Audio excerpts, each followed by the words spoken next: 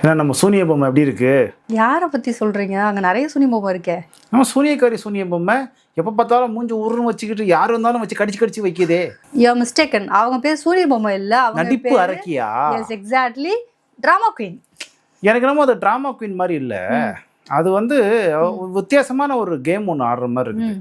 யாரை பார்த்தாலும் ஏன்னா ஆரம்பத்தில் ஒரு 2-3 வாரமாக பார்வதி யாரு போய் என்ன பேசினாலும் பார்வதி கிட்ட ஒரு அட்டாக் மூடு வந்துட்டே இருக்கு. ஓகே, அதனால பார்வதி எல்லா டைமும் ப்ரோமோல வந்துகிட்டே இருந்தாங்க. ஆமா, அந்த மோட இந்த அம்மா எடுக்கிற மாதிரி தெரியுது. ஏன்னா ரொம்ப சாதாரண விஷயம். ஓகேவா? என்னப்பா அவ்வளவுதான், அதுக்கான வேல்யூவா இருக்கும். ஓகே, அதுக்கு சே என்னங்கிற இப்போ என்ன பேர் பிடிங்க நீ அப்படிங்கிற அளவுக்கு கொண்டு போறது. ஓகேவா? அதை போய் அப்படியே தேஞ்ச ரெக்கார்டு மாதிரி திரும்ப திரும்ப திரும்ப பேசுறது, ஓரமா போய் அழுகுறது. இன்னும் எபிசோட் முடிஞ்சு 24/7 வெளியில பாய் போட்டு படுத்துட்டு இருக்குது. அந்த பனியில சோஃபால படுத்திருக்காங்க. என்ன கேட்டா உள்ளர எல்லாரும் பாட்டு பாடிட்டு இருக்காங்க அப்படின்னு. ஆக்சுவலி அவங்களுக்கு கொஞ்சம் மூட் ஸ்விங் டைம் இருக்கு. அந்த டைம்ல கொஞ்சம் சத்தம் கேட்டாவே இரிட்டேட்டிங்கா தான் இருக்கும். Accept it. சோ அவங்க தலையை போய் என்ன கேட்டிருக்காங்கன்னா, நாங்க எல்லாரும் வெளியே வந்துடும், நீங்க உள்ள போய் படுங்க அப்படின்னு சொல்லியிருக்காங்க. பட் அதுக்கும் அவங்க கொஞ்சம் கோவமா இல்ல பரவாயில்ல சிம்பத்தி கிரியேட் பண்றது நல்லாவே தெரியுது. அப்புறம் இந்த மூட் ஸ்விங் விஷயத்துல அது என்ன வாரம் வாரம் வருமா? ஏதோ எல்லாம் பேசக்கூடாது. அவங்களுக்கு மாசத்துல ஒரு நாள் தான் வருது. சில பேர் தான் இருக்கும். இல்லையே, 2 வாரத்துக்கு முன்னே பிரஜன் உள்ள இருக்கும்போது அவங்களுக்கு மூட் ஸ்விங் ஆச்சு. அவங்க திவ்யா கிட்ட வாழுன்னு இருந்தாங்க. போன வாரம் முழுக்க திவ்யாவை அப்படி கரிச்சு கூட்டே இருந்தாங்க. வீக்கெண்ட்ல திவ்யா கேட்கும்போது ஒரு பெரிய ஒரு டிராமா ஒன்று கிரியேட் பண்ணாங்க. அது போன வாரம் இறந்தாரு. அதனால 2 வாரத்துக்கு அவங்க அப்பா ஜனவரியில் இருந்தாதான் பிரஜனே சொல்லிட்டாரு. 2 வாரத்துக்கு முன்னே பிரஜன் வெளியில போகும்போது திவ்யா இந்த ஸ்பேஸை நான் யூஸ் பண்ணிக்கட்டுமா, இதை எடுத்து வைக்கிறீங்களா அப்படின்னு கேட்கும்போது உனக்கு என்ன இப்போ அப்படின்னு சொல்லிட்டு குவிச்சாங்க. இதுக்கு எல்லாத்துக்கும் காரணம் இருக்குமா? விஜய் சேதுபதி. அன்னைக்கு சொன்னாரு, உங்களை வச்சு அவங்க கேம் ஆடுறாங்கன்னு சொல்லிட்டாரு இல்லையா? அவங்க ப்ராசஸ் பண்ணி இப்பதான் கண்டுபிடிக்கிறாங்களாம். காலையில விடிய காத்தால கிளம்பி வாசல்ல உட்காந்து நம்ம அமித் மாமா கிட்ட புலம்பிட்டு இருக்குது. ரொம்ப ஒரு மாதிரி அந்த அம்மா மூஞ்ச காட்டினாலே சீக்கிரம் ஓட்டு அப்படிங்கிற மாதிரி ஒரு மைண்ட் செட்ல போயிட்டு இருக்குது. இல்ல இப்ப மக்களுக்குமே என்னன்னா, பார்வதி கொஞ்சம் ஓகே ஆயிட்டாங்க. இவங்கள பார்த்தாவே கொஞ்சம் இரிட்டேட் தான் ஆகுது. இவங்களோட கேம் இதுதான் இல்ல ஸ்ட்ராட்டஜி இதுதான் அப்படின்னா இட்ஸ் டூ பேட். ரசிக்கிற மாதிரி இல்ல, என்டர்டைன்மெண்டா இல்ல, வெறுப்பா இருக்கு பாக்குறதுக்கு. இந்த ஒரு விஷயம் சொன்னீங்க, பார்வதி பெட்டர்னு நினைச்சிட்டாங்க அப்படின்னு. அதுக்கு காரணம் பார்வதி பெட்டர்னு அர்த்தம் இல்ல. பார்வதி ஒரு கோடு, அந்த கோடு பார்த்து பெருசா ஒரு கோடு போட்டிருக்காங்க. அதனால பெரிய கோடு எல்லாருக்கும் தெரியுது, சின்ன கோடு தெரியல. அதுதான் அர்த்தம். உடனே பார்வதியே அன்னை தெரசா ஆக்கிட கூடாது. அந்த அளவுக்கு இல்ல. ஓகே, என்ன கமருதீன் கிட்ட சண்டை போட்டுருந்தாங்க போல இருக்குது பார்வதி. ஆக்சுவலா இந்த தல டாஸ்க்ல கமருதீன் வினோத்துக்கு சப்போர்ட் பண்ணாரு. ஓகே, சோ நான் என்ன நினைச்சேன், ஃபர்ஸ்ட் பார்வதா சப்போர்ட் பண்ண நினைச்சேன். அதுக்கு முன்னாடி கமருதீனை புக் பண்ணிட்டாரு வினோத். அதெல்லாம் ஒண்ணும் பண்ண முடியல.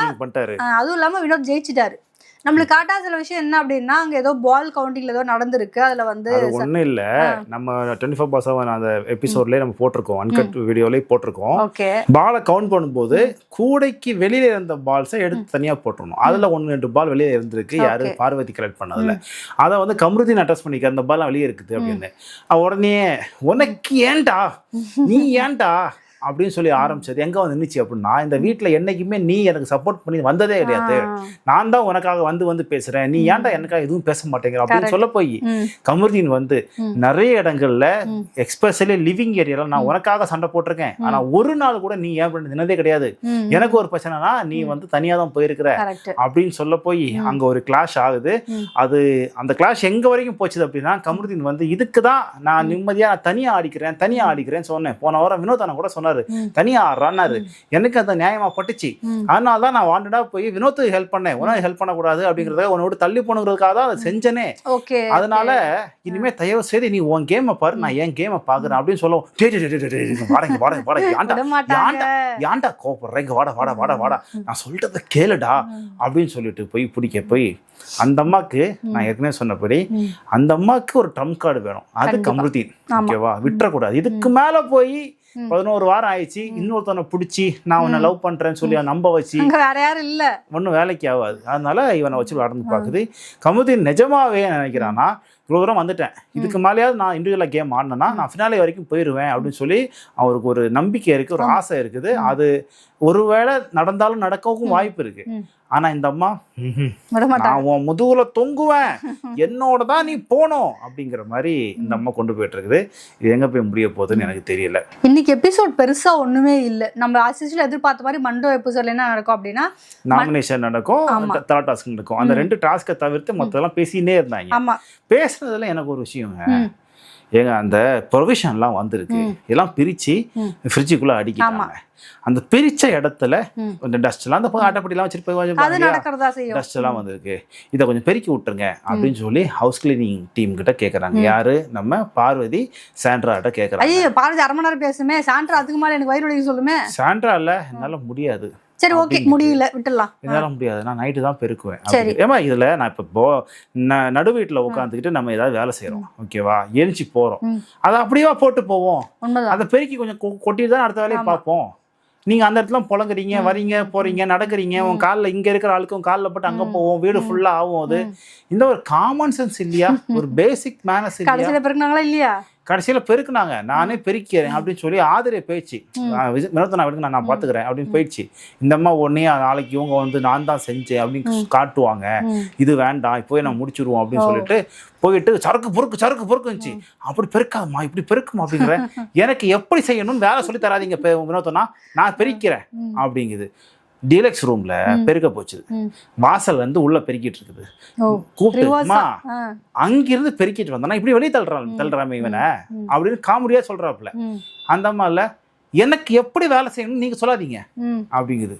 ஆனா ஒண்ணு, வினோத் போன வாரம் எப்படி இருந்தாரு, அந்த பொறுப்புன்னு வந்ததும் சொல்லுவாங்களே, திருடன் கிட்ட சாவியை கொடுத்துட்டா வீட்டை பத்திரமா பார்த்துப்பான் அப்படின்னு சொல்லுவாங்களே, அந்த மாதிரி நேத்து வரைக்கும் வேற மாதிரி இருந்த வினோத் இன்னைக்கு அவ்வளோ பொறுப்பா பேசுறான். நான் எப்பவுமே சொல்றதா, ஒரு மனுஷனுக்கு ரெஸ்பான்சிபிலிட்டின்னு வந்துட்டா அந்த மனுஷன் வேற மாதிரி மாறிடுவாங்க, அவங்களுக்கு பொறுப்புனதா. ஸோ அந்த மாதிரி தான் வந்து வினோத் கம்ப்ளீட்டா மாறிட்டாரு.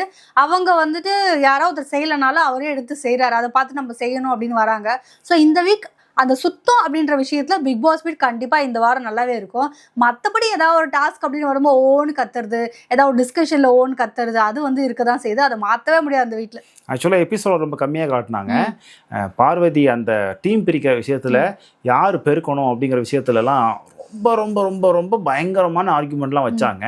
நல்ல வேளை அது நமக்கு எபிசோடில் காட்டு 24/7 பார்த்தேன். அதை தாண்டி இன்னைக்கு தலை டாஸ்க் நல்லா இருந்துச்சு, எல்லாரும் கலந்துக்கிற மாதிரி, ஒருத்தங்க ஜட்ஜி மற்ற எல்லாரும் கலந்துக்கிற மாதிரி நல்லா இருந்துச்சு. ஓகே, நாமினேஷன் டாஸ்க் வித்தியாசமா இருந்துச்சுல, பெயிண்ட் தடவுற மாதிரி. ஆமா, நல்லா இருந்துச்சு. அவங்க வந்துட்டு ஏன் வந்து யோசிக்கவே மாட்டாங்கன்னு தெரியல. இந்த வாட்டி விக்ரம மிஸ் பண்ணிட்டாங்க.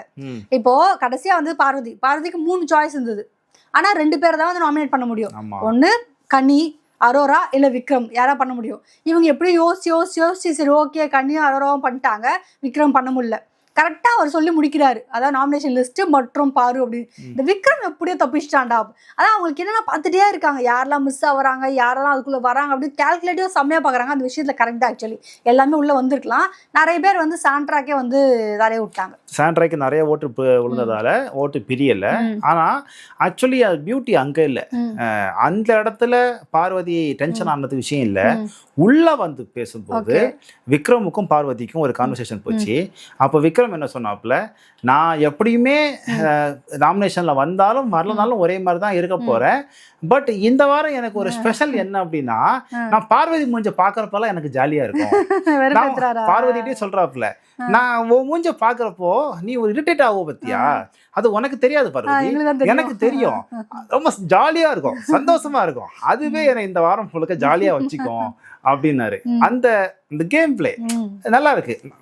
நீ என்னை எதிரியா பாக்குற, நானும் உன்னை எதிரியா பாக்குறேன், அதுலயே ஆரோக்கியமா முட்டிக்கிறது அப்படிங்கிறது நல்லா இருக்கு. ஆனா எனக்கு என்ன பயம்னா, விக்ரம் ஒரு ஸ்ட்ராங் பிளேயரா வந்துட்டு இருக்காரு.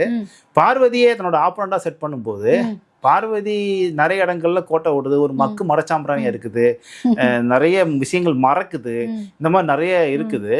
விக்ரம் ஆப்பரண்டா செட் பண்ணா விக்ரமோட சேர்ந்து அது மேல வந்துருமோ, ஃபினாலே வரைக்கும் வந்துருமோ அப்படிங்கிற ஒரு பயம் இருக்கு. ஸோ அடுத்த வாரம் மேபி எனக்கு தெரிஞ்சு ஃப்ரீ டாஸ்க் இருக்கிறதால இந்த வாரம் ஒரு நல்ல டாஸ்க் கொடுப்பாங்க அப்படின்னு நினைக்கிறோம். முன்னாடிலாம் பார்த்தீங்கன்னா அந்த ஃப்ரீ டாஸ்க்கு முன்னாடி பயங்கரமான ஃபிசிக்கல் செய்யக்கூடிய டாஸ்க்கு, ரேங்கிங் போர்ட்ஸு, சைக்கிள் ஓட்டிக்கிட்டே இருக்கிறது, கிளாக்கு, இந்த மாதிரியான வித்தியாசமான டாஸ்க் எல்லாம் நிறைய கொடுத்துருப்பாங்க. எனக்கு என்னவோ அந்த மாதிரி ஏதாச்சும் ஒரு டாஸ்க் இந்த வாரம் வைப்பாங்கன்னு நினைக்கிறேன். வச்சா இதுங்க சண்டை போடுறதுக்கு டைம் இருக்காது, டாஸ்க்களே டயர்ட் ஆயிரும். ஸோ நம்ம டாஸ்க்கை பார்த்துக்கிட்டே கொஞ்சம் அப்படியே ஜாலியாக போயிடலாம்னு நினைக்கிறேன். ஸோ பார்க்கலாம் நாளைக்கு என்ன டாஸ்க் வைக்க போகிறாங்க. ரொம்ப எக்ஸைட்மெண்ட்டாக இருக்குது, நெருங்குது இல்லை, ஃபினாலி கிட்ட வருது. ஸோ அதை பார்ப்போம், எப்படி சுவாரஸ்யமாக இருக்குங்கிறத பார்ப்போம். நம்ம சேனலில் அப்பப்போ 24/7 வீடியோஸும் வந்துக்கிட்டே இருக்குது, அதையும் பார்த்து சப்போர்ட் பண்ணுங்கள். ஸோ நாளைக்கு பார்க்கலாம். பை. தேங்க்யூ.